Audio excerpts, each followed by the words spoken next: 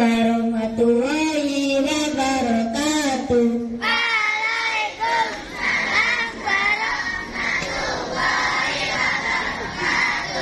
A'udzu billahi minasyaitonir rajim. Bismillahirrahmanirrahim.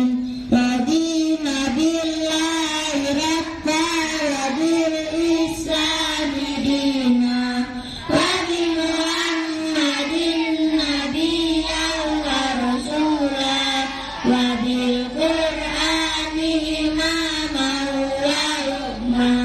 Rabbana zidna ilman nafi'an warzuqna fahman thayyiban.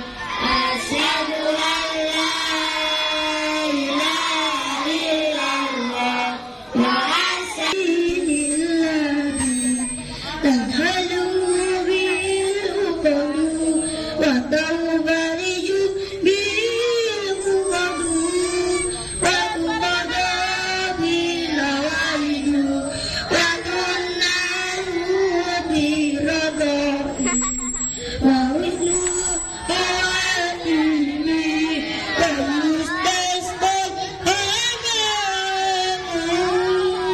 ilahin karim wa ala alihi mustaqiim fi kulli lamhatin wa nafsin wa nafasin bi adabi. Bapak pengen untuk di awal ini akan ada kesepakatan. Ya, kesepakatannya kalian harus mengikuti semua kegiatan sampai berakhir. Jadi tidak boleh main-main. Oke? Sepakat? Kemudian yang mau minum harus izin. Bapak juga seperti itu. Kalau Bapak mau minum juga harus izin. Terus kerapiannya harus pakai sepatu semua, jangan sampai ada yang dilepas. Oke? Bapak kan pakai sepatu, jadi kalian harus pakai sepatu. Agar apa? Agar apa? Agar pintar. Agar apa gunanya sepatu? Biar tidak sakit dan tidak kotor, juga tidak luka. Biasanya kalau kalian nendang bola, kalau nggak pakai sepatu kena paping bisa luka. Yo. Oke, semuanya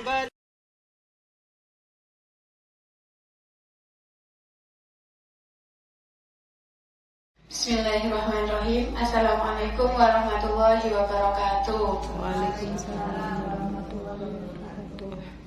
Yang saya hormati hormati Ibu Kepala Sekolah UPT SDN 44 Gresik beserta Bapak Ibu Guru UPT SDN 44 Gresik, pada siang hari ini kita berkumpul di lab komputer ini dalam keadaan sehat walafiat.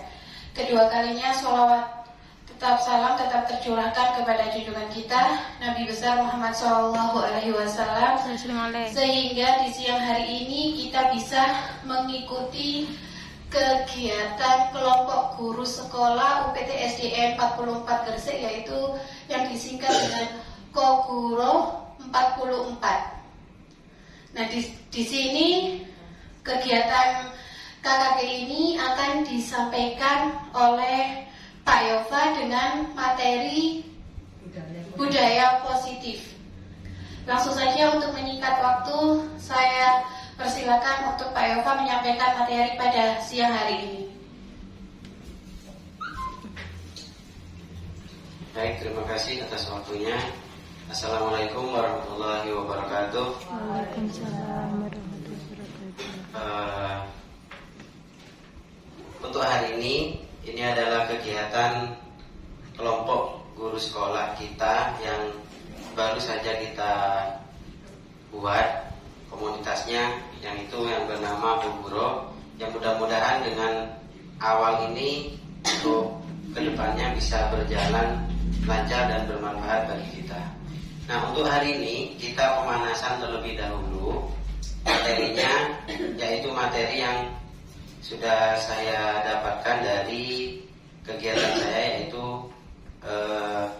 CGP Angkatan 6, yaitu tentang budaya positif. Untuk kedepannya materinya kita akan melakukan atau belajar dari topik-topik yang ada di aplikasi PMM. Nanti kita bahas bareng-bareng, jadi ngerjainnya juga bareng-bareng biar tidak terasa berat. Ya, jadi satu selesai, semuanya selesai. Ya baik, untuk mempersingkat waktu, kita mulai saja. Ya, perkenalkan, nama saya Bapak Ansarul Mukminin. Saya CGP Angkatan 6.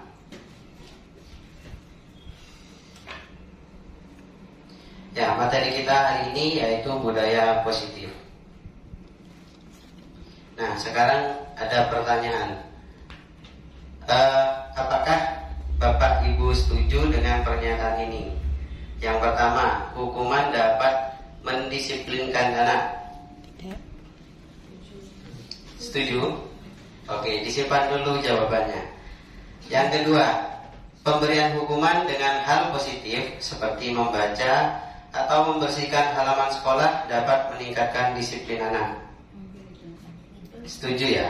Setuju, disimpan dulu. Kemudian yang terakhir, memberi penghargaan dapat meningkatkan motivasi belajar anak. Setuju. Oke, disimpan dulu. Kita ke materi. Nah, materi yang akan saya sampaikan ada 6, yaitu yang pertama, disiplin positif dan nilai-nilai kebajikan universal. Yang kedua, teori motivasi, hukuman dan penghargaan, kemudian restitusi. Yang ketiga, keyakinan kelas. Yang keempat, kebutuhan dasar manusia dan dunia berkualitas. Yang kelima, 5 posisi kontrol. Yang keenam, segitiga restitusi. Nah, ini kerangka pembelajarannya. Lanjut. Ya, seperti yang kita ketahui, di sini guru itu bagaikan seorang petani. Jadi guru itu tidak bisa merubah anak secara langsung, tapi guru bisa menyiapkan atau memberikan hal-hal yang bisa diberikan kepada murid. Contoh, seorang petani. Seorang petani ketika padi yang ditanam yang dapat diperbaiki yaitu kondisi tanah, memelihara tanaman padi, memberikan pupuk dan air, membasmi ulat-ulat atau jamur yang mengganggu hidup tanaman, padi, dan lain sebagainya. Jadi sebenarnya anak itu sebenarnya sudah mempunyai hal baik dan juga hal yang kurang baik. Namun kita sebagai guru lebih fokus kepada hal-hal baiknya. Kalau dulu saya yakin semua anak itu lahir bagaikan kertas kosong. Nah, bagaikan kertas kosong. Jadi bagaimana kita orang tua atau guru kita menuliskan. Ternyata setelah saya belajar tidak seperti itu. Ternyata murid itu bagaikan kertas yang sudah ada oret-oretannya. Jadi ada, tapi masih samar. Semuanya masih samar, gak jelas maksudnya. Nah, kita sebagai guru itu menebalkan garis-garis positif yang ada pada anak, dan agar garis-garis negatifnya itu tidak kelihatan. Jadi berkurang. Kalau memang anak itu pintar, ya nanti pasti pintar. Tapi kalau memang kurang pintar, ya sudah, hal-hal baiknya saja yang kita tonjolkan nanti. Lanjut. Nah, di sini perubahan paradigma. Kegiatan kepalan tangan. Ada A dan B. A Anda dan B teman Anda. Sobeklah secari kertas kecil, tuliskan benda atau sesuatu yang sangat berharga untuk Anda. Kemudian letakkan di salah satu tangan Anda dan genggam benda tersebut dengan segala daya. Buatlah sebuah kepalan. Nah, teman B, teman Anda, akan mencoba untuk sekuat tenaga dengan berbagai cara untuk meminta Anda memberikan benda tersebut. B bisa membujuk, mengancam, menghardik, merayu, menyuap, apa saja agar dapat membuka kepalan tangan Anda. Nah, di sini kira-kira yang bisa mengkontrol itu siapa? Yang memegang Ya, kertas. yang mengepal ya, diri Anda sendiri. Jadi kita harus bisa mengkontrol diri sendiri, walaupun ada bujukan, ada ancaman, ya ada suapan dan lain-lain. Ya, ini ilusi kontrol. Yang pertama, guru mengkontrol murid. Ilusi bahwa kritik dan membuat orang merasa bersalah dapat menguatkan karakter. Yang ketiga, bahwa semua penguatan positif efektif dan bermanfaat. Yang terakhir, bahwa orang dewasa memiliki hak untuk memaksa. Nah, yang pertama yaitu disiplin positif dan nilai universal. Nah, ini ada di teori stimulus respon itu ada kita mencoba mengubah orang agar berpandangan sama dengan kita. Nah, kalau di teori kontrol, kita sebagai kontrol, kita harus berusaha memahami pandangan orang lain tentang dunia. Kemudian perilaku buruk dilihat sebagai suatu kesalahan. Di teori kontrol, semua perilaku memiliki tujuan. Jadi semua kegiatan, entah itu benar atau salah menurut kita, itu pelaku pasti punya tujuan sendiri. Kemudian orang lain bisa mengkontrol saya. Di teori kontrol, hanya Anda yang bisa mengkontrol diri Anda. Kemudian saya bisa mengkontrol orang lain. Di teori kontrol, Anda tidak bisa mengkontrol orang lain. Pemaksaan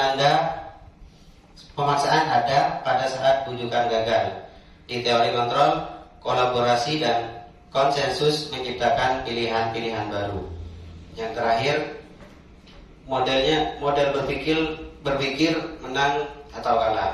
Di teori kontrol, model berpikirnya menang dan menang. Lanjut, disiplin. Arti dari disiplin yang kita ketahui yaitu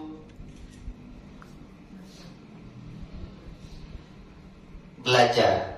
Ya, jadi arti yang sebenarnya disiplin itu belajar. Padahal yang kita tahu disiplin itu cenderung ke hal-hal yang kita berbuat sesuai dengan peraturan.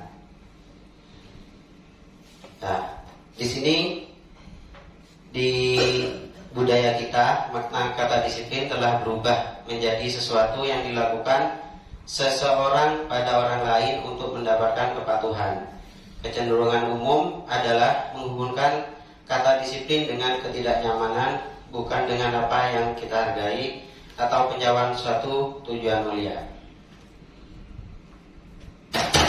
Nilai-nilai kebajikan universal. Nah, nilai-nilai di sini lebih mengarah ke profil pelajar Pancasila, yaitu beriman, bertakwa kepada Tuhan Yang Maha Esa dan berakhlak mulia, kemudian mandiri, bernalar kritis, berkebenekaan global, bergotong royong dan kreatif.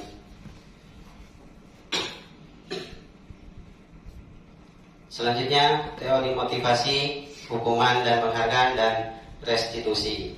Yang pertama, teori motivasi. Seseorang itu termotivasi itu karena ada 3. Yang pertama, untuk menghindari ketidaknyamanan atau hukuman. Nah, ini motivasi ini termasuk motivasi eksternal. Jadi seorang anak melakukan termotivasi karena memang ada hukuman. Kalau tidak melakukan, nanti akan dihukum. Yang kedua, untuk mendapatkan imbalan. Biasanya ini karena ada penghargaan, dia melakukan sesuatu yang disuruh. Kemudian yang terakhir ini yang termasuk motivasi internal, yaitu untuk menghargai diri sendiri. Saya akan menjadi orang yang seperti apa bila saya melakukannya. Jadi ini muncul dari dirinya sendiri, bukan karena pengaruh dari luar, entah itu hukuman atau penghargaan. Merdeka menurut Ki Hajar Dewantara. Merdeka itu tidak hanya terlepas dari perintah, jadi tidak merdeka bebas dari segala hal yang harus dilakukan, melainkan juga cakap membuat memerintah diri sendiri. Jadi apa yang harus saya lakukan itu terbebas dari itu. Lanjut, restitusi. Restitusi adalah proses menciptakan kondisi bagi murid untuk memperbaiki kesalahan mereka, sehingga mereka bisa kembali kepada kelompok mereka dengan karakter yang lebih kuat. Restitusi juga merupakan proses kolaboratif yang mengajarkan murid untuk mencari solusi untuk masalah mereka dan membantu murid berpikir tentang orang seperti apa yang mereka inginkan dan bagaimana mereka harus memperlakukan orang lain. Jadi di sini restitusi belajar pada diri sendiri, belajar dari kesalahan, sehingga mereka bisa sadar dan melakukan hal yang lebih baik. 9 ciri restitusi. Bukan untuk menembus kesalahan, namun untuk belajar dari kesalahan. Nomor 2, memperbaiki hubungan. Nomor 3, tawaran bukan paksaan. Nomor 4, restitusi menuntun untuk melihat ke dalam diri. Nomor 5, restitusi mencari kebutuhan dasar yang mendasari tindakan. Nomor 6, restitusi diri adalah cara yang paling baik. Nomor 7, restitusi fokus pada karakter bukan tindakan. Nomor 8, restitusi fokus pada solusi. Dan yang terakhir, restitusi mengembalikan murid yang berbuat salah pada kelompoknya. Keyakinan kelas. Mengapa tidak peraturan saja? Mengapa harus keyakinan kelas? Mengapa kita memiliki peraturan harus menggunakan helm bila mengendarai kendaraan roda 2? Mengapa kita memiliki peraturan 3M, menggunakan masker, mencuci tangan, dan menjaga jarak 1,5 meter, mengapa kita memiliki peraturan harus datang tepat waktu pada saat mengikuti pelatihan? Untuk mendukung motivasi intrinsik, kembali ke nilai-nilai atau keyakinan-keyakinan, lebih menggerakkan seseorang dibandingkan mengikuti serangkaian peraturan-peraturan. Jadi sebenarnya peraturan dan keyakinan itu hampir sama. Kalau keyakinan itu, kalau peraturan itu tidak ada kesepakatan antara yang membuat peraturan dan yang diatur. Tapi kalau keyakinan ini sudah ada kesepakatan. Jadi tidak ada yang terbebani antara yang membuat peraturan sama yang diatur. Nah, keyakinan kelas itu terbentuk memang dari peraturan kelas. Jadi sebuah peraturan akan muncul keyakinan kelas. Keyakinan kelas akan berkembang menjadi lingkungan positif, dan lingkungan positif ketika akan dilakukan terus-menerus akan menjadi budaya positif. Nah, inilah contoh kesepakatan kelas. Kami guru dan murid yang saling menyayangi. Kami murid yang sangat semangat belajar. Kami murid yang peduli dengan teman. Lanjut. Nah, di sini peraturan selalu kembalikan buku ke tempatnya. Nah, ini kalau keyakinan kelasnya berarti tanggung jawab. Jadi kita harus tanggung jawab. Kemudian dilarang mengganggu orang lain. Berarti keyakinan kelasnya menghormati orang lain. Jadi sebenarnya antara peraturan itu sama keyakinan kelas mirip, cuma lebih halus. Benar. Terus saya lanjutkan. Hadir di sekolah 15 menit sebelum pembelajaran dimulai. Di sini keyakinan kelasnya menghormati orang lain dan berkomitmen. Dilarang melakukan kekerasan. Nah, keyakinan kelasnya keselamatan dan menghormati orang lain. Dilarang menggunakan narkoba. Keyakinan kelasnya menjaga kesehatan. Bergantian atau menunggu giliran. Keyakinan kelasnya menghormati orang lain atau bersabar. Gunakan masker. Keyakinan kelasnya kesehatan dan keselamatan. Yang terakhir, jangan berlari di kelas atau koridor. Keyakinan kelasnya menjaga keselamatan dan keamanan. Dihukum oleh penghargaan. Kira-kira penghargaan bagus nggak? Bagus ya. Tapi tidak selalu bagus. Karena apa? Ini ada kata-kata dihukum oleh penghargaan. Yang pertama, pengaruh jangka pendek dan pengaruh jangka panjang. Jadi pengaruh jangka pendeknya memang bagus untuk memberikan penghargaan, tapi untuk jangka panjangnya tidak terlalu bagus. Ya, jadi tidak secara ikhlas mereka melakukan, tapi untuk jangka pendek memang bagus. Jadi sebagai motivasi. Kemudian penghargaan menghukum. Yang di sini dimaksud penghargaan menghukum, misal ya di suatu kelas. Di suatu kelas itu ada anak yang berprestasi, kemudian dikasih penghargaan. Nah, yang menghukumnya itu menghukum yang lain.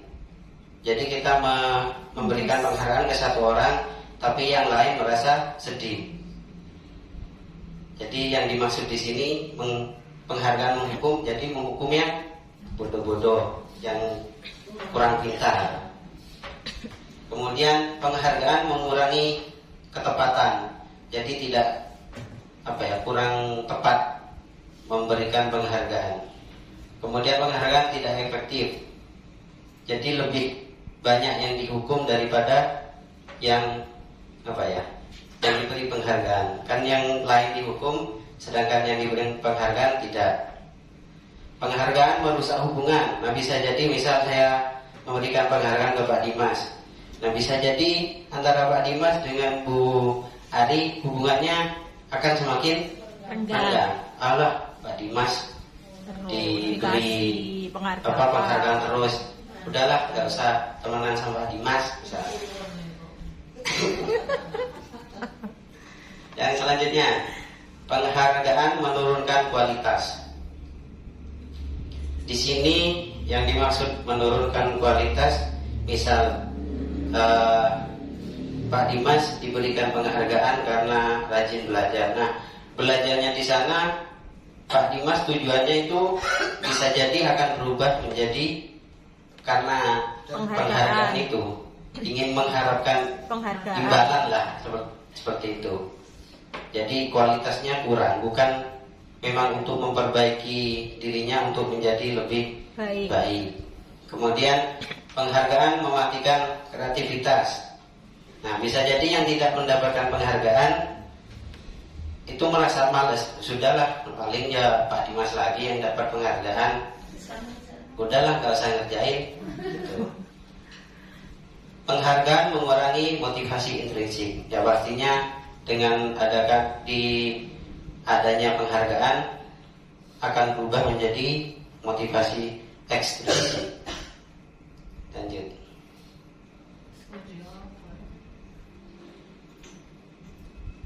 Nah, ini mencatat tindakan guru. Mencatat 100 kali di dalam buku kalimat saya tidak akan terlambat lagi karena terlambat ke sekolah, termasuk hukuman atau konsekuensi. Hukuman. Padahal tadi saya mau tutup, tapi kebuka. Oke, hukuman. Karena ini memberatkan murid. Yang kedua, lari mengelilingi lapangan basket 2 kali karena terlambat hadir di sekolah. Hukuman. Ini termasuk hukuman karena berkenan dengan fisik. Kemudian murid diminta untuk push up 15 kali karena tidak menggunakan masker ke sekolah. Hukuman. Termasuk hukuman. Oke, kemudian murid diminta menggantikan kertas tugas teman yang telah dicoret-coret. Konsekuensi.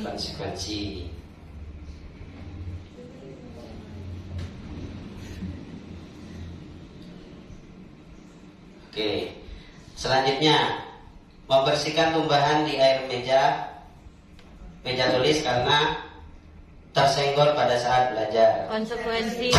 Oke, konsekuensi karena bentuk dari tanggung jawab. Murid disuruh untuk mengenakan sepatu seharian di sekolah karena tidak mengenakan sepatu hitam.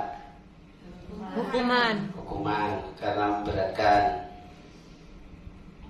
Kemudian yang terakhir, lari mengelilingi lapangan basket 2 kali karena terlambat 10 menit untuk pelajaran PJOK. Hukuman. Lari ini bisa hukuman, bisa konsekuensi. Tidak. Karena apa? Kalau ini sudah kesepakatan dari pembelajaran antara guru sama murid, karena ini di pelajaran PJOK, boleh. Tapi kalau sebelumnya tidak ada kesepakatan, maka ini termasuk hukuman. Contoh, mengelilingi lapangan basket 2 kali. Inilah teman lainnya ini sudah melakukan hal yang sama. Karena dia terlambat, maka dia juga melakukan keliling lapangan terlebih dahulu. Jadi ini bukan termasuk hukuman. Kalau memang kesepakatannya sudah seperti itu. Lanjut.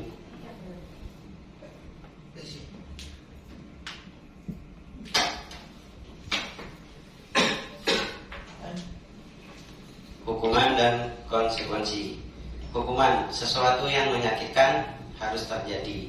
Kalau konsekuensi, sesuatu harus terjadi karena sesuai kesepakatan. Membuat anak sakit, fisik maupun hati untuk jangka waktu lama. Konsekuensi, membuat anak merasa tidak nyaman dalam jangka waktu pendek. Hukuman, anak membenci kedisiplinan. konsekuensi anak menghargai disiplin. Hukuman paksaan, konsekuensi stimulus tanggapan. Hukuman mendorong anak menyakiti diri sendiri, konsekuensi mendorong anak agar mudah menyesuaikan diri. Hukuman konsep diri yang buruk, konsekuensi konsep diri yang baik. Hukuman anak belajar untuk menyembunyikan kesalahan, konsekuensi anak belajar untuk mematuhi peraturan. Hukuman marah, rasa bersalah, dipermalukan, merasa tak dihargai. Konsekuensi kehilangan hak, dibuat tidak nyaman, diasingkan untuk sementara. Jadi hukuman itu tidak baik, konsekuensi itu baik. Nah, ada yang lebih baik lagi, yaitu restitusi. Jadi untuk restitusi ini diarahkan nanti anak itu lebih menyadari sendiri. Jadi bukan karena peraturan lagi. Kalau sesuai dengan peraturan dan keyakinan kelas atau keyakinan sekolah, itu konsekuensi. Tapi kalau sudah muncul dari diri anak, itu restitusi. Misal yang pertama, hukuman. Sesuatu yang menyakitkan harus terjadi. Konsekuensi sesuatu harus terjadi. Kalau restitusi merupakan pilihan. Yang kedua, tidak nyaman untuk murid untuk jangka panjang. Tidak nyaman untuk murid untuk jangka waktu pendek. Di restitusi menguatkan untuk murid dalam jangka waktu panjang. Lanjut. Kebutuhan dasar manusia dan dunia berkualitas. Nah, ada 5 kebutuhan dasar manusia. Yang pertama, bertahan hidup. Ini untuk bertahan hidup ini suatu hal yang wajib. Kemudian ada rasa kasih sayang dan rasa diterima. Yang ketiga, kesenangan. Yang keempat, kebebasan. Yang kelima, penguasaan. Nah, kita lihat yang pertama. Ibu guru bilang, aku tidak boleh bersenandung sewaktu mengerjakan tugas. Katanya kelas harus tenang, tidak ada suara, padahal aku suka dan senang menyanyi. Kebutuhannya ini apa?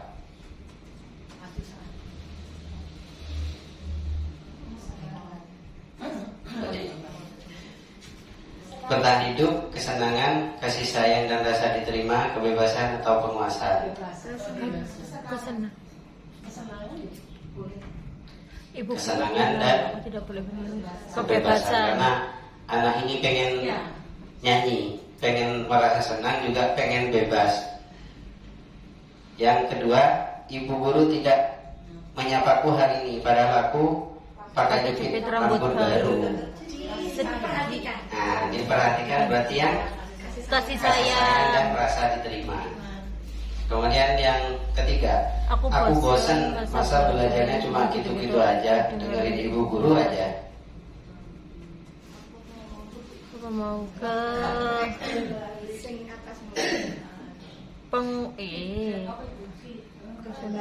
kebebasan. Aku bosan. Kebebasan. Merasa masa belajarnya cuma gitu-gitu aja. Nah, kesenangan. Ya, jadi dia merasa kurang senang karena merasa bosan. Terus yang terakhir, aku sebel gambarku tidak rapi. Malah ibu guru nunjukin ke teman-temanku di depan kelas. Kasih sayang. Oke, kasih sayang. Karena sudah suka, terus diumumkan. Lanjut. Banyak ini. Kalau Pak saya baca. Pak Zulfikar adalah kepala sekolah yang baru ditugaskan di SMP Bina Generasi Muda. Sejak kedatangannya di sekolah itu, Pak Zulfikar mencoba untuk menyesuaikan diri dengan lingkungan di sekolah tersebut. sebagian besar guru-guru dapat menerima kehadiran Pak Zulfikar. Namun, ada beberapa guru yang selalu bereaksi negatif pada kebijakan-kebijakannya dan dengan frontal mengemukakannya di rapat guru mingguan. Salah satunya Pak Malik. Dalam rapat guru mingguan, Pak Malik seringkali mempertanyakan kebijakan-kebijakan yang diambil oleh Pak Zulfikar tanpa argumen yang kuat. Rekan-rekannya sesama guru heran dengan perilaku Pak Malik ini karena sebelumnya ia terkenal sebagai seorang guru yang selalu mengikuti kebijakan kepala sekolah, bahkan selama ini cenderung diam bila ada rapat guru. Pak Hanafi, sahabat Pak Malik, mencoba mendekatinya dan menanyakan apa yang menyebabkan ia bertindak seperti itu. Ada beberapa kemungkinan jawaban yang diberikan Pak Malik. Identifikasi kebutuhan yang ingin dipenuhi oleh Pak Malik. Jika responnya seperti di kolom sebelah kiri, bila Anda berada pada posisi Pak Zulfikar dan mendengar informasi dari Pak Hanafi tentang alasan Pak Malik melakukan hal itu, apa yang akan Anda lakukan pada Pak Zulfikar agar kebutuhannya terpenuhi? Nih, yang pertama, jawaban Pak Malik, iseng saja sih aku sebenarnya. Aku senang lihat Capsek baru itu kebingungan kalau kutanya-tanya di rapat. Nah, ini berarti kebutuhannya kesenangan. Kemudian yang kedua, ya biar dia kenal sama aku dan aku ingin nantinya bisa deket sama dia dan kerja bareng sama dia. Kayaknya orangnya baik sih. Nah, jadi butuh kasih sayang. Kasih sayang. Yang ketiga, saya sebenarnya gak paham beliau bicara apa tadi Pak Zulfikar, makanya saya tanya-tanya saja daripada saya kelihatan tidak paham. Masa aku yang udah guru senior di sini tapi kelihatannya gak paham, malu dong. Iya dong. Ingin merasa diakui. Ya. Yang terakhir, gaya ngomongnya Pak Zulfikar itu monoton sekali ya. Bosan jadi dengarnya. Saya pikir tidak akan selesai-selesai, ngomongnya begitu aja. Gak ada cara lain ya untuk menyampaikan materi dia. Ini kebebasan. Lanjut. 5 posisi kontrol. Nah, ada 5 posisi kontrol. Yang pertama yaitu penghukum. Yang kedua membuat orang merasa bersalah. Yang ketiga sebagai teman. Yang keempat sebagai pemantau. Yang terakhir sebagai manajer. Nah, kalau saya pribadi ini masih seringnya itu ada di yang pertama, sikap penghukum. Ya, jadi belum sulit untuk menjadi seorang manajer. Jadi pemantau saja kadang sulit. Dan teman memantau manajer ini saya rasa sulit, tapi kita sebagai guru harus melakukannya demi anak. Nah, di sini posisi 5 kontrol ini, yang pertama penghukum. Guru berbuat, menghardik, menunjuk-nunjuk, menyakiti, menyindir. Kalau membuat orang bersalah, berceramah dan mengatakan seharusnya kamu gini, ibu kecewa karena apa gitu. Kemudian sebagai teman membuatkan alasan-alasan untuk muridnya. Jadi ini lebih memihak pada muridnya agar muridnya itu tidak merasa bersalah. Kemudian sebagai pemantau menghitung dan mengukur. Ini disesuaikan dengan aturan. Jadi kalau memang di luar aturan anak melakukan hal tersebut, maka dia sebagai pemantau. Kemudian kalau sebagai manajer mengajukan pertanyaan-pertanyaan.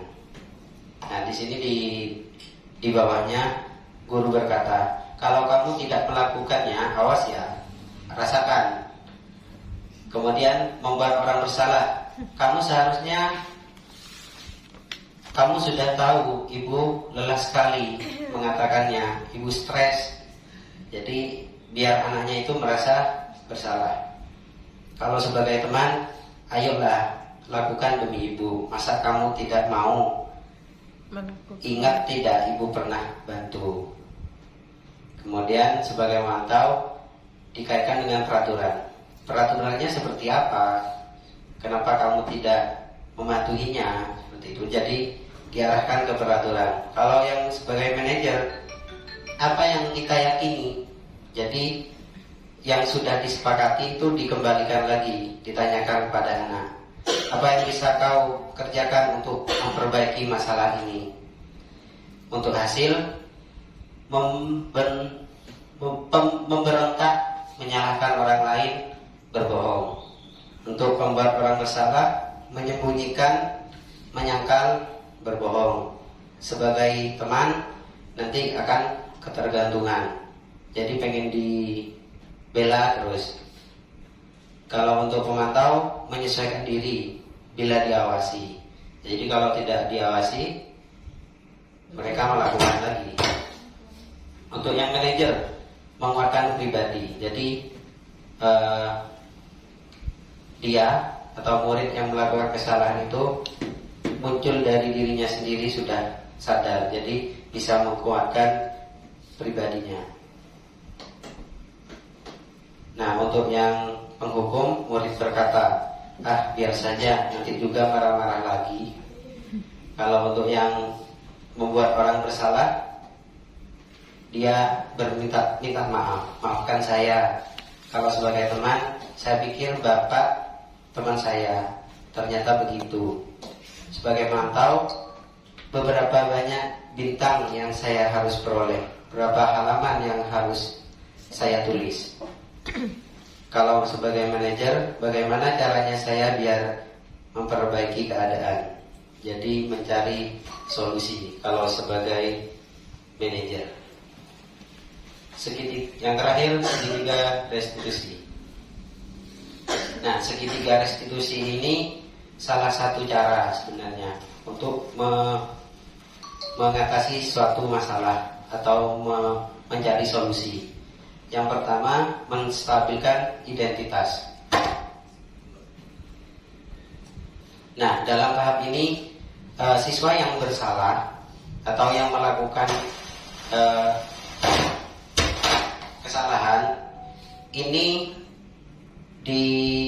diyakinkan, distabilkan dengan menanyakan, setiap orang pasti pernah melakukan kesalahan. Kamu bukan satu-satunya yang pernah melakukan ini. Jadi anak itu tidak dibuat bersalah, tapi orang lain juga pasti bisa melakukan hal yang seperti itu.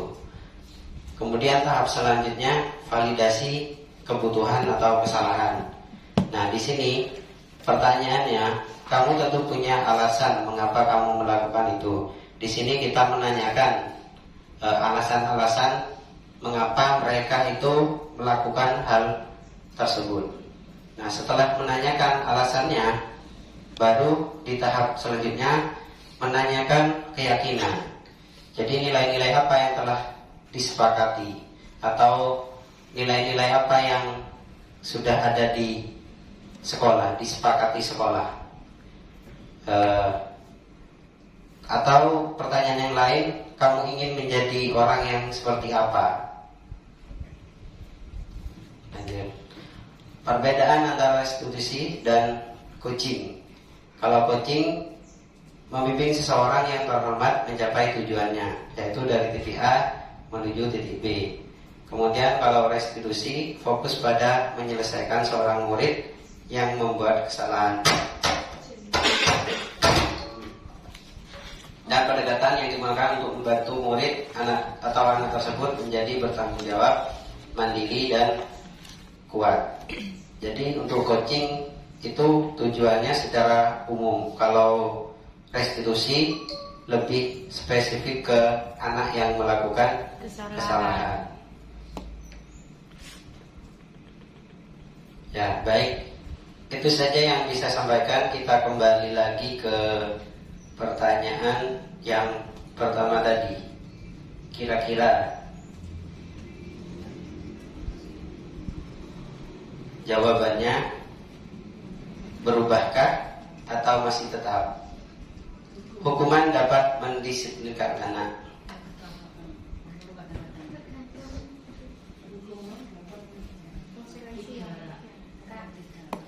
Tidak.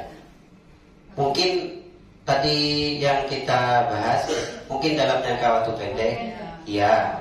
Tapi untuk jangka panjang, tidak. Masih perlu tapi cuma enggak. Ya, untuk jangka panjang, untuk jangka pendek bisa, tapi untuk jangka panjangnya belum tentu. Perlu apa ya? Perlu kesadaran diri dari anak.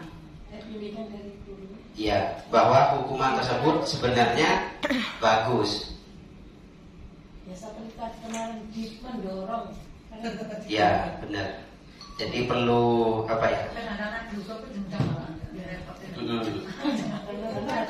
Kalau guru 1 iya kan di kelas 1 kasih treatment begini, nanti kalau naik kelas 2 itu nanti beda.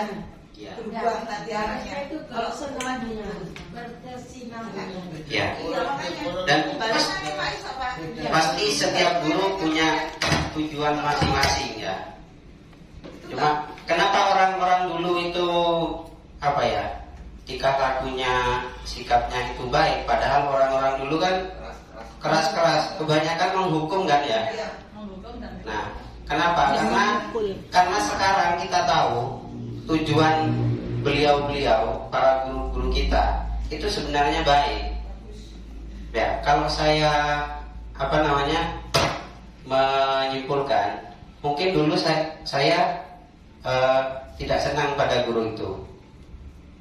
Ya, tapi lambat laun kita sadar ternyata guru itu mempunyai tujuan yang baik. Kalau saya sih seperti itu. Mungkin hukuman di sini setelah kita bahas mungkin kurang tepat. Nah, untuk kurang tepatnya itu menggunakan cara segitiga restitusi tersebut. Cuma memang aplikasinya sulit.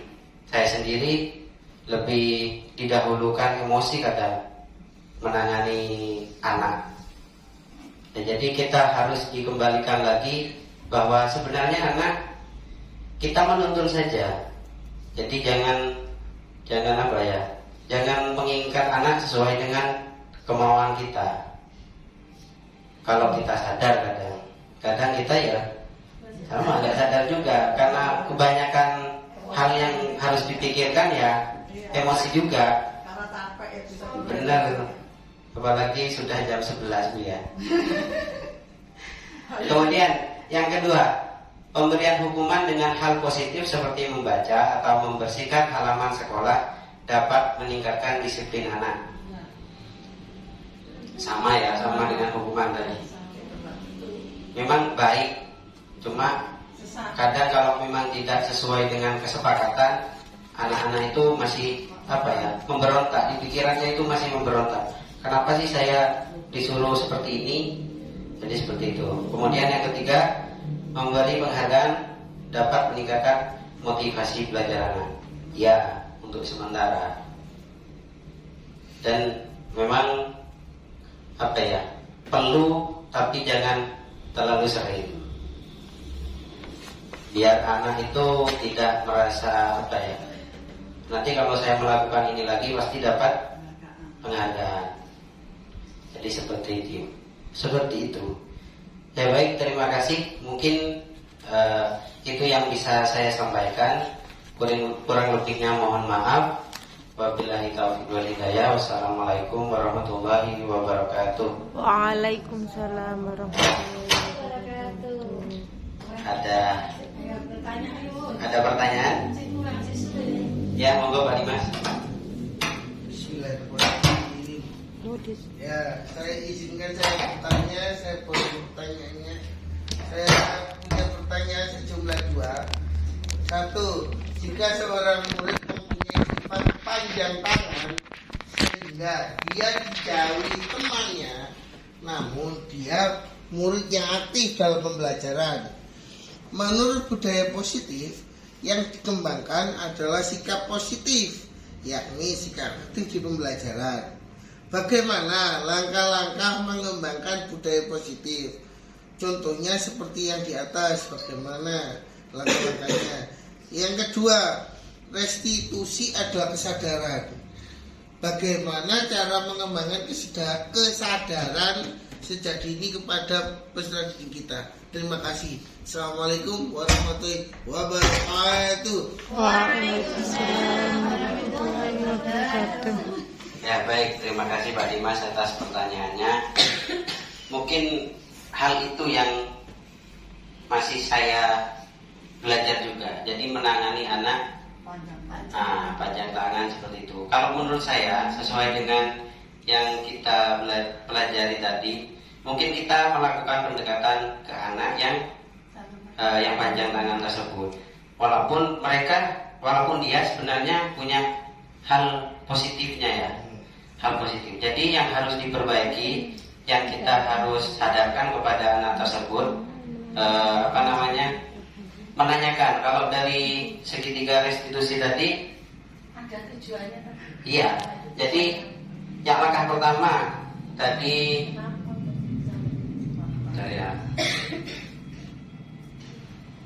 langkah pertama menstabilkan identitas. Jadi kita yakini bahwa anak tersebut itu panjang tangan itu tidak hanya anak tersebut yang melakukan, semuanya pasti bisa melakukannya. Kemudian kita tanya, langkah yang kedua, kita tanya apa alasan dia melakukan hal tersebut, biar kita tahu. Kemudian kita melangkah ke tahap berikutnya, yaitu menanyakan keyakinan. Kalau hal tersebut itu sebenarnya baik atau tidak, atau keluar dari kesepakatan atau tidak. Nah, mungkin dengan seperti itu nanti anak tersebut diharapkan sadar. Nah, untuk cara menyadarkan dia memang butuh pendekatan. Saya sendiri kadang masih belajar cara anak itu sadar, membuat anak itu sadar.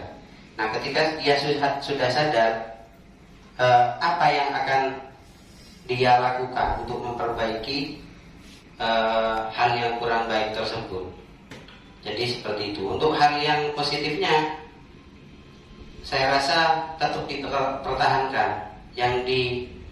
Yang dirubah yaitu hal yang negatif, yang kurang baik itu. Kemudian pertanyaan yang kedua apa, Pak? Restitusi adalah kesadaran ya, Pak. Iya. Ya, bagaimana cara mengembangkan kesadaran sejak dini seperti itu, Pak? Ya, mungkin hal yang pertama yang harus kita lakukan itu membuat di kelas dulu ya, membuat kesepakatan kelas dulu. Kita buat kesepakatan, nanti ketika ada anak yang keluar dari kesepakatan, kita kembalikan lagi kesepakatan. Berarti sudah benar nggak yang dia lakukan sesuai dengan kesepakatan yang sudah dilakukan? Kan sudah disepakati, berarti kan kita harus lakukan bersama. Kita harus patuhi bersama. Ya. Kalau soalnya di kelas saya pernah saya buat kesepakatan, kadang-kadang ada yang dicap kadulan, ada yang dicap suka melanggar, seperti itu. Bagaimana, Pak? Kalau seperti itu. Yang hal tersebut mungkin dia punya alasan tersendiri. Nah, nanti bagaimana cara kita untuk menyelesaikan masalah tersebut? Terima kasih. Yang suka mencuri itu kadang-kadang ada bibit gitu, Pak. Ada bibit seperti Oh iya. itu yang susah. Iya. Mungkin pengaruh juga karena lingkungan juga di lingkungan bermainnya. Ya, lingkungan memang sangat berpengaruh. Tapi yang paling berpengaruh memang dari kepribadiannya, dari keturunannya kalau menurut saya. Baru di lingkungan, dari orang tua yang pertama. yang kedua ya lingkungannya, yang ketiga baru di sekolah. Nah, benar ya, seperti itu Pak Dina. Ini sekedar anu saja ya, sharing ya. Silakan Ibu. Terima kasih atas waktunya Pak. Tadi di antara hukuman atau konsekuensi kalau nggak salah tadi itu ada menyuruh anak untuk memakai sepatu seharian di sekolah. Itu tadi kalau di sana kan dikatakan hukuman. Bukankah memakai sepatu di jam sekolah itu adalah sebuah aturan? Tapi kenapa tadi di sana dikatakan sebuah hukuman? Karena memang sekolah itu kan memang seharusnya ya menggunakan sepatu. Seperti itu. Terus tadi di sana murid disuruh untuk mengenakan sepatu seharian di sekolah. Seharian di sekolah itu kan artinya di jam sekolah, mulai dari awal datang sampai pulang itu kan memang seharusnya menggunakan sepatu. Bukankah itu sebuah aturan? Terima kasih mohon penjelasannya Pak ya. Ya baik, terima kasih Ibu. Ya di sini mungkin ininya yang kalau menurut saya ininya yang keliru. Apa namanya? Ini murid disuruh menggunakan sepatu seharian di sekolah. Karena tidak menggunakan sepatu itu. Maksudnya itu bagaimana?